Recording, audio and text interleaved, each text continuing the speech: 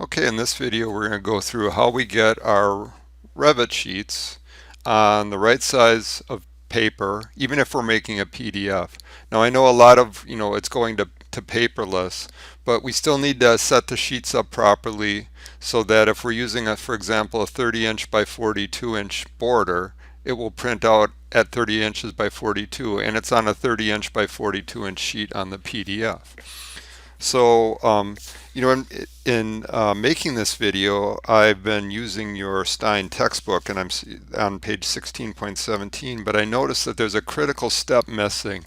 And this kind of explains why in previous in-person capstone classes, I've had to go around and show everybody how to get their sheets set up to print properly and to make the proper size PDFs, because Mr. Stein forgot a step. So we'll cover that in this video here. So we're going to go ahead and print. So we've got, I'm using a student project here. It's a backup copy, and so no student files were harmed in the making of this video. So what we're going to do is we're going to go in and print. And the part that Mr. Stein forgets is we have to do this setup here. And so by default, our Revit is set up to print on a letter size piece of paper, which isn't appropriate for what we're working with. So we're going to say, now I've also, before I get to that point, I've also selected a printer. So I've got Bluebeam on my computer, so I can print that out. I think they might have a free student version available, which and it's great software. But I'm going to use Microsoft Print to PDF because I'm assuming that comes with every Microsoft computer here. So let's go ahead and do that. So now I go to my setup, and there's the in session and there's the default. We're going to change it to the size of paper we want, and the paper we want isn't showing up here. So that means that we have to go back. So let me hit cancel here. We have to go back to this one and see if there's a way we can load better size paper into here. There isn't. This is only just set up. None of the architectural sizes are on here. So I'm going to hit cancel. And I'm going to hit cancel again. So now I'm going to try Bluebeam, because maybe in order to do this properly you need to have Bluebeam installed. Let's try that.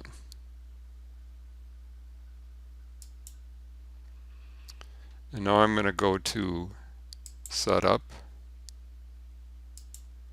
Now the heavens open up. All the architectural paper sizes are here. So the student's using Arc E1 30 by 42. So what this is showing me here is that we need to have a PDF printer installed on our computer that will print to the right size paper. Now Bluebeam PDF is on the classroom computers. I think it's also available as a free student download.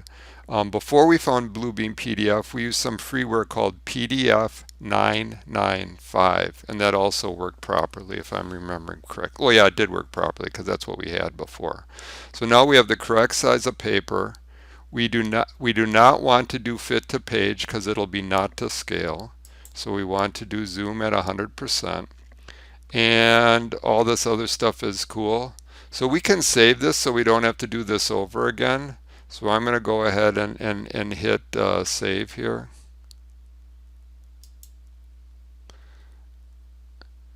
And then I'm going to hit OK. So now that's my default for this. Okay. So I'm going to hit OK.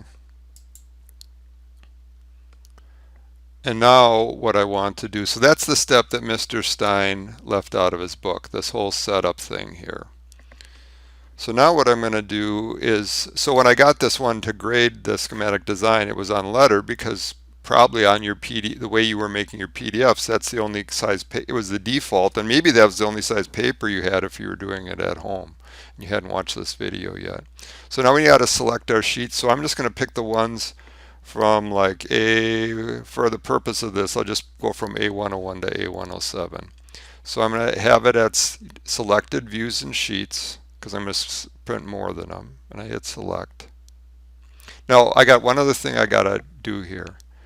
I can create separate files. So this would be, I'd get one page that's A101, I'd get one that's A102, I'd get one that's A103. I guess for my purposes, in a lot of cases, I don't want them all as separate files. I'd rather just have one PDF file with all my working drawings on it. That works out better if you're emailing it to somebody, if you're printing. Because imagine if you got a set with like 100 sheets of drawings. You don't want to print out 100 sheets individually. You got to get it set up properly, and then you could print out your one file with 100 sheets on it. So I'm going to make sure I got that checked there too. And then I'm going to go in and select the views and sheets. So I can filter this. I'm not going to want to print out any of my views, so I just show the sheets, and then I'm going to select the sheets I want to print. And I can go through and I can save that name as, if I want to not have to do this every time, or if this is like the way it's always going to be, I can do a save as, and I can call this arc set, or architectural set. I'm just typing something in here. Okay, so now it's saved. If I come back in, I can just say, okay, we want to print out arc set, and we're good to go. So now I hit OK. And now we're going, I think everything else is cool. Everything else is cool. Now let's hit OK and see what happens. Now since it's a PDF, it's not going to send it to a physical printer. It's going to print all these things, and it's going to ask me to save the file somewhere, hopefully, if it's working properly. So this is my wellness log, because the company wants me to not go bonkers working from home. So I'm just going to save this to my desktop. And I will call it file name, the Grand Hotel, and I'll just call it arc set 24 by, it's 30 by 42, 30x 42. And hit save.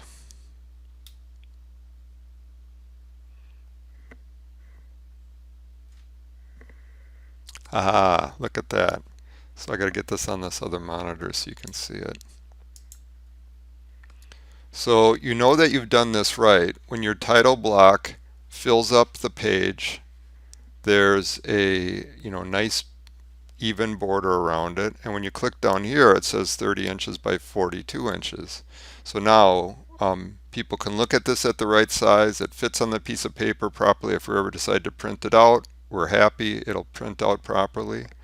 So this is a good video. I wish I would have done this earlier, because I couldn't figure out why I had to keep explaining this to everybody, but it turns out your textbook missed that whole step about the page setup thing.